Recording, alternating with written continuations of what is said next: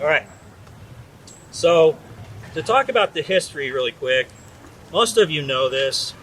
The Japanese garden was designed early in the 1900s by John McLaren. John McLaren did the design for the big park.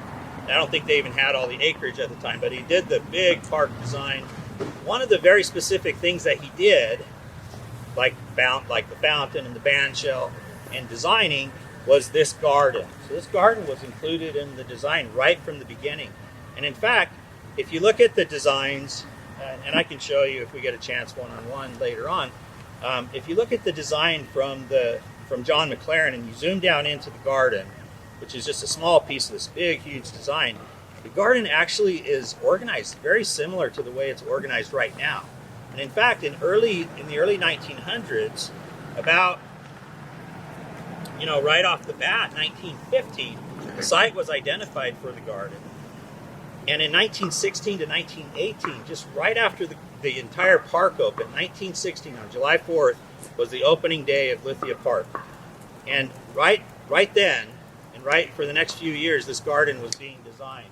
And through that design, they started with the paths that went in, and then they had the rock, a lot of the rocks that came in. The water course came in. A small tea house came in, but not all the vegetation that we see now. That came over time, and not much of the vegetation that's here now went in 1916. However, there is some here that was here in 1916. So there was a period from 1916 when the garden started, let's say 1918 when it was finished, until about 1950, so let's say about 32 years, where the garden just kind of was the garden, and not a lot of improvements happened to it. There were some. The tea house moved from one location to another. There was vegetation that grew, but over time, after 32 years, Chet Corey came on the scene, and Chet Corey actually noticed that there needed to be some changes happen to the garden. It had been 32 years, and the garden needed to be regenerated, which is the term that we've been using lately, is the regeneration of the garden. So Chet Corey put a lot into the garden, did some redesign. The basic shape of the garden stayed the same. If it was the same in 1916 and it is now, you can tell that it stayed the same. But it stayed the same, but he had added many features, more vegetation, some more trees and things like that. But still, not everything that you see now. It wasn't for another 33 years until around 1983 when there was another movement to raise money to help regenerate the garden again, and Don Tote was involved in that at that point in time. And some of you remember Don Tote, and he was able to raise some money, and it wasn't even that much money actually. Let's see if it's in here. It was about $6,000 that he raised.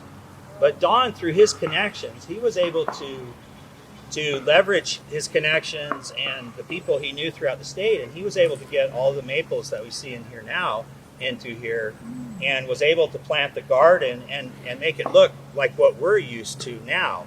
And over time, little things were added here and there. There were small changes made, but mostly to the vegetation. The basic design of the garden stayed the same. But after another 33 years, Don Tote came in, and there was another need for regeneration.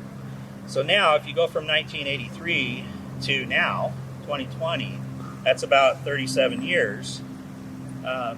2020, 2021 time frame, it's about 37 years, and you can see it's about following the same pattern, where it's about in 35 years there needs to be some regeneration done to the garden.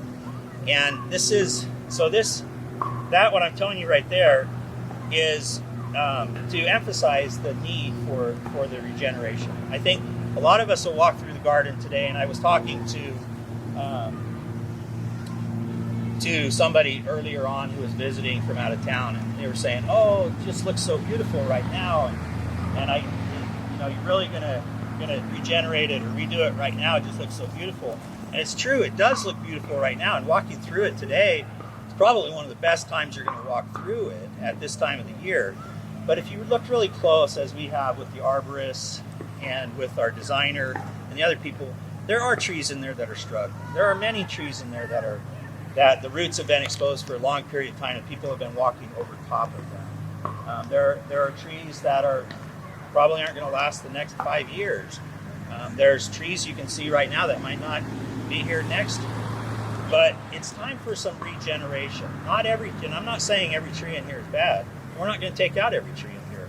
But it's time for some regeneration. And I share that with you to show that it's kind of along the time frame that the garden generally regenerates, since we have that 100-year history with the garden. So, October of 2019, a year ago, it was actually October 28th, so just a year and a few days ago, the Parks Commissioners approved a Japanese garden plan. And if you recall, they approved a plan previously, but it had included taking out 2 Doug firs that were right here, these 2 right here. And, I won't go into a lot of detail on that, but obviously that was a matter of concern for a lot of people. So we re-looked at it, and after looking at it for a while, we came back in October with a redesigned plan that incorporates the 2 Douglas firs into the plan. And this is the plan here, actually. So if you look in this area when you get a chance to come up here, this is the entire garden. And we're standing about right here where the new entrance is going to be, right over here. And right behind us, there in the old plans, there was a bamboo forest here. And if you look at some of the drawings, you might see some bamboo in there. But the bamboo forest has actually been eliminated. It's no longer on here. And these 2 Doug firs, as you walk up here and look at the drawing just right up here where this lady is, that you'll see the 2 Doug firs incorporated into the plan, and you'll be able to see what that's going to look like up there. So that's there and there. No more bamboo garden. And that was really the major change. But the Parks Commissioners had a couple of conditions of approval. One was retain the Douglas fir trees, which we put a check mark on that. One was a tree protection plan, and we do have a tree protection plan here. You're welcome to look at it. It was done by Carrie Kincairn, Mike Oxendine, who's an arborist, and Pete from our staff, who's an arborist as well. So they did stipulate that a new tree protection plan would have to be brought up, and it would have to be pretty robust, especially looking after these 2 trees here. You can look at the specifics if you'd like to in there. They also stipulated that the funding would have to be 100% through the donations from the Ashland Parks Foundation, which is the Jeffrey Mangan donation, which is originally $1.3 million and has actually grown a little bit since then, and we'll talk about it in a minute. So it would all be paid for through that donation, except for the in-kind work that we're going to be doing as Ashland Parks and Recreation. We have the ability with our staff from time to time to come in and help out tearing out sidewalk and things like that, and doing some demo work and things like that. But for the most part, the garden is going to be built and designed. It's going to be built by Toru Tanaka with the assistance of Solid Ground Landscaping. The other stipulation was that there would be a monetary maintenance contribution going forward for at least 10 years, and that has happened as well. Jeff Mangan has dedicated and signed a contract for a 10-year period to donate $60,000 a year for that 10-year period to help maintain the garden. And that's for the maintenance of the garden for the person we're going to have down here and all the different things that we need to maintain the garden. We already have money that we put into this, so if you take the money that we already put into the garden and you put it with the $60,000 that Jeffrey Mangan is donating over the next 10 years, we have the money to take care of the garden going forward. Those were the stipulations for moving forward with the garden. We've met all of those stipulations. The Parks Commissioners approved the garden on October 29th of 2019, and it took us another year, unfortunately, to then go and get a little bit more detail than what Toru Tanaka had provided in his plans.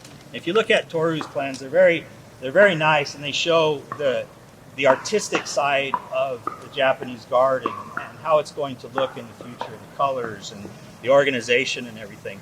But we still had some questions. So we hired Carrie Kincairn, a local landscape architect, and she worked with some engineers as well. And they came in and they took the plans, worked with Toru, and came up with a full set of design drawings.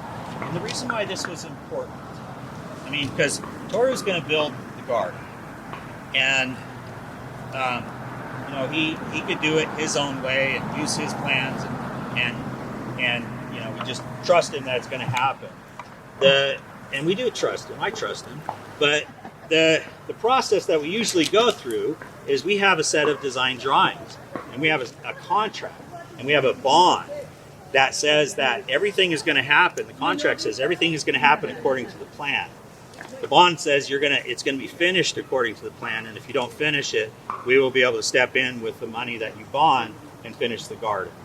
So that's why we put together these plans. These plans are important because it shows materials, it shows slopes of the garden path, it shows the grading, the drainage, the utilities that we're talking about, the tree protection plan, and a lot of the finer details that make us more comfortable moving forward with the contract. So we did get that. This is the full set of plans. I'm just gonna say really quick, she inadvertently put bamboo garden on this. There is no bamboo garden at this location. The 2 Doug fir trees are there.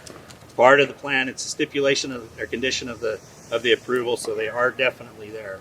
But that's one of the things that we've been working on for the last year, is getting all of these together. And once we had that finished, we felt comfortable that we could actually build the garden for the price that we have, and that it actually makes sense. It geologically, you know, the ground, it's going to work with the ground. We're going to be able to put everything where we say it is. The topography works for what the plan is and everything. So we went and did our due diligence, is what I'm saying. And we came back, presented to the Parks Commission, they approved it. We went to the City Council. I should go back. It took us that long to get the contract ready, and then we went to the Parks Commission in October. The Parks Commission approved the contract, and then the City Council approved the contract and the design going forward, and the award of the bid to Toru Tanaka. They just did that on the 20th of October, and now we're ready to move forward. So just a couple of other things really quick. The contract details, the cost of the renovation is going to be $1,380,000. Okay, so that has increased from when we last talked, and that's a result of these plans. Because we were able to do these plans, we were able to better anticipate the materials and resources that we were going to need, and we adjusted that bid based on that. Jeff Mangan has agreed to up his donation as well to cover that $1.38 million contract. The design was done by Toru Tanaka, but the construction is going to be by Toru Tanaka as well, and he has a subcontractor that's Solid Ground Landscaping. They'll be here on the ground a lot, but Toru will be in town every week looking after the project, and he's the general contractor, the main person on this project. I will also be helping to manage the project. I'll be here every day looking after the project, and if there's concerns, you can always call me, and I'm the point of contact for Ashland Parks and Recreation. So the timeline, let's go over the timeline really quick. So we're going to start construction this week, actually.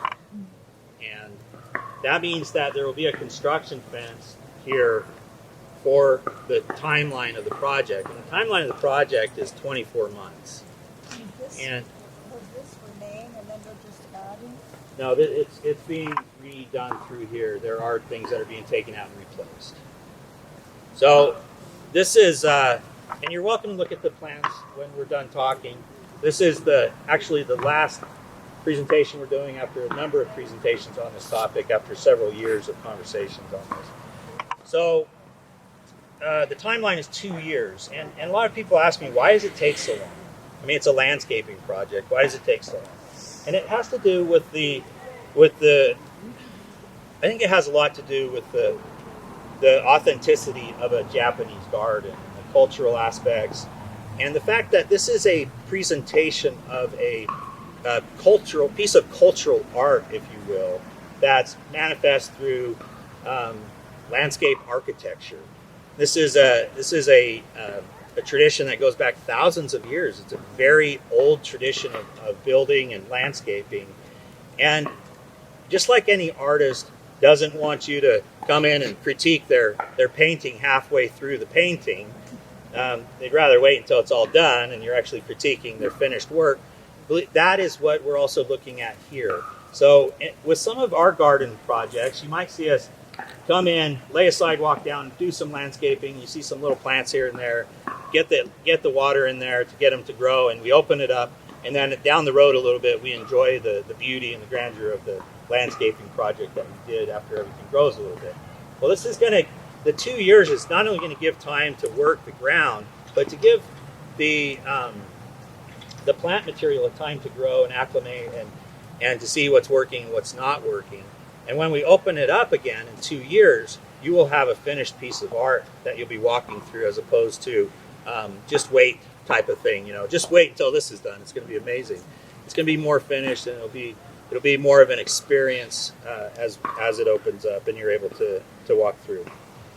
So the impacts to the park are going to be minimal, but it's we're going to be blocking this sidewalk section off. We're tearing out part of the sidewalk. What we're going to do is we're going to route people. There's going to be a new path that's formed. If you drove up Winburn today, you might have noticed a new crosswalk in Winburn. Mm-hmm. We're going to get some signs up. There's a new crosswalk out here. There's going to be a path that goes down to the crosswalk right here. We're going to cross people across Winburn, and then there's a trail on the other side that we're going to enhance a little bit as well. It'll lead you over to the tennis courts, down to the Chet Corey Garden, or wherever you want to go. But you will basically be cut off about where that cyclist is there, and then up closer to the big cedar tree up on the other end. You'll be able to come in and look in. You'll be able to see what's going on. We're not closing the whole thing off and stopping people way back there. We're closing it off just in the area that we need to work, and it's also part of the tree protection plan. We will have these dug fir trees.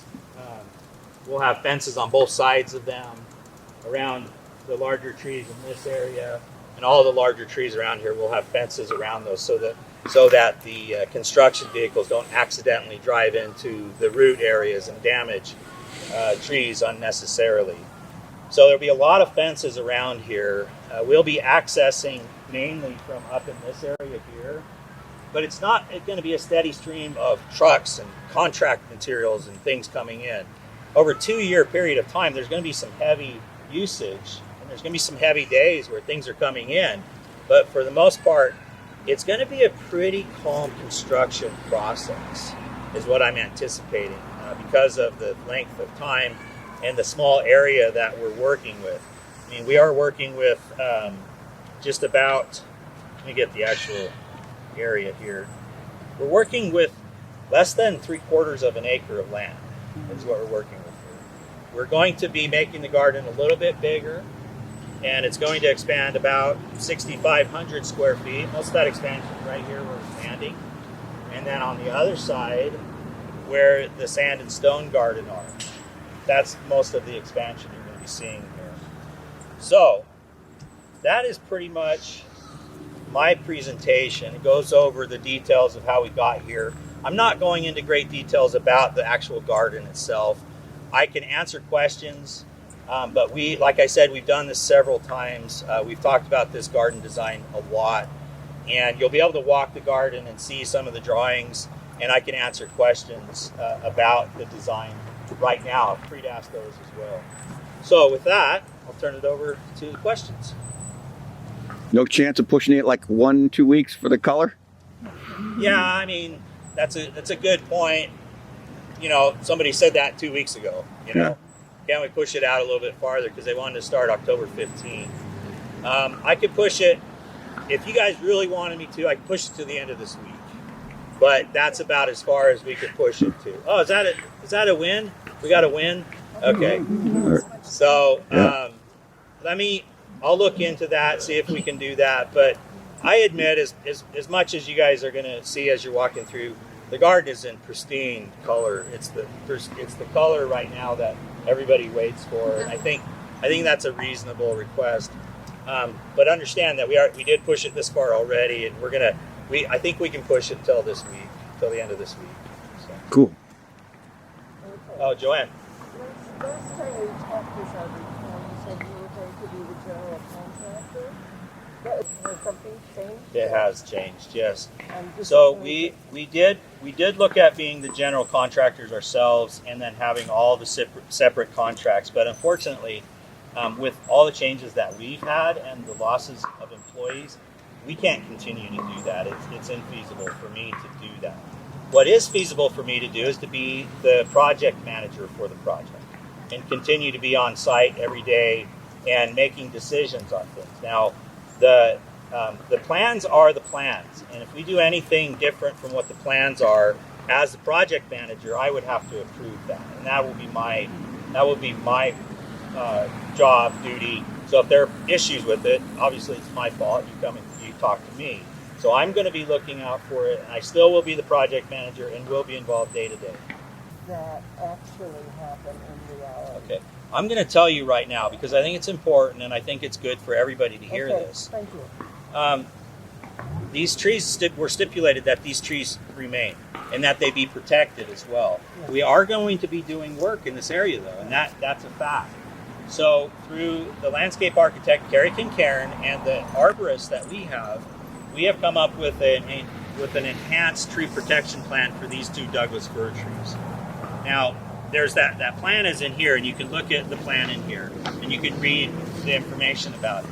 You can also get this on our website. You can look at the City Council meeting from October 20th, and all of this is in that packet as well. You can also watch my presentation if you wanted to. It's not much different than this, though.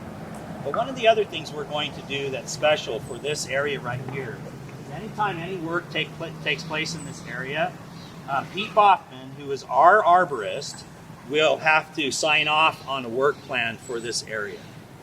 Okay? So he not only came up with the plan going forward and the kind of marching orders going forward, but anytime we're doing work in there, if they do any excavation, they do anything in there, Pete has to approve it first and give them directions on how to do it to minimize the impact to the trees. Again, I'm going to say there is going to be work from this sidewalk going that way. There is going to be work in that area.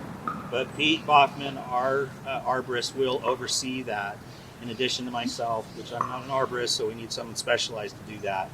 And we are looking out for the best interest of these trees. Will this be a rental space for weddings? That really hasn't been determined. If you look at the plans, there's no really huge places in there to gather. But I think over time, we will discuss that with the parks commissioners. And I think it's a possibility that there could be special events at the garden. Just like we could have a special event on the lawn right up here. And in the past, we've had lots of weddings throughout the park. And it could be a location for that. We don't have criteria right now for that. If we were going to rent it out, we would need to create some criteria, and that would have to be approved by the parks commissioners. But I do think that's something we will look into, and is likely to. Michael, is there going to be an information kiosk or anything around here that sort of explain it to all the visitors we have what's going on? Yes, so we're planning on putting a kiosk down here and a kiosk up here. So if you walk in on the sidewalk, we're going to close down these steps, by the way, during the construction. But if people come up, they could probably look in if you get past the guardrails and everything. But we're going to have kiosks on both ends here, which will have, first of all, a picture of the garden, and then we'll have a couple of interchangeable areas where we can put updates on the garden as we go forward, timelines, benchmarks that we're getting to, things like that. Yes, sir. How is solid ground selected as subcontractor? Solid ground, just like any subcontractor, is chosen by the main contractor. So Toru Tanaka, I happen to know a little bit about how he selected him because Jeff Mangin and I suggested that Toru interview several local contractors, and he did. I couldn't tell you all that he interviewed, but he chose Solid Ground as a secondary contractor. Solid Ground is, again, I'll say it again, Solid Ground is the secondary contractor. Toru Tanaka is the general. Is the Toby Gate going to be moved? Yeah, so the Tory Gate, where it is now, and I just want to say really quick, Tory Gate's one of the things that we talked about a lot on this project because as beautiful it is as it is, unfortunately it's not culturally correct. It's actually maybe a little bit too correct in the fact that it represents entering into a sacred space, and then we don't have technically what it takes in Japanese culture to make this a sacred space. So we are actually going to move the Tory Gate and de-emphasize it. That was the what we came up with the designers and the group of citizens that we worked with from the Japanese community. And we're going to move it right up here. It's going to be out in the lawn a little bit, actually. It's going to be a little bit separated from the entrance that's right over here, and that's by design. That's the design that Toru has, and I can show you on the plans how that's going to work. But I'm talking like 15 feet, not like in the middle of the grass field up here. But it is being de-emphasized, and that is one of the things that the Japanese community asked us to do, was either get rid of it or de-emphasize it, and we were able to compromise at a de-emphasizing location right up here. Good question, thank you. You already knew the answer to that question. Any other questions? So, all right, well, you guys, you're welcome to go through the garden. I'm going to stay here and answer questions. Sean, we do need to have everybody sign in for contact tracing.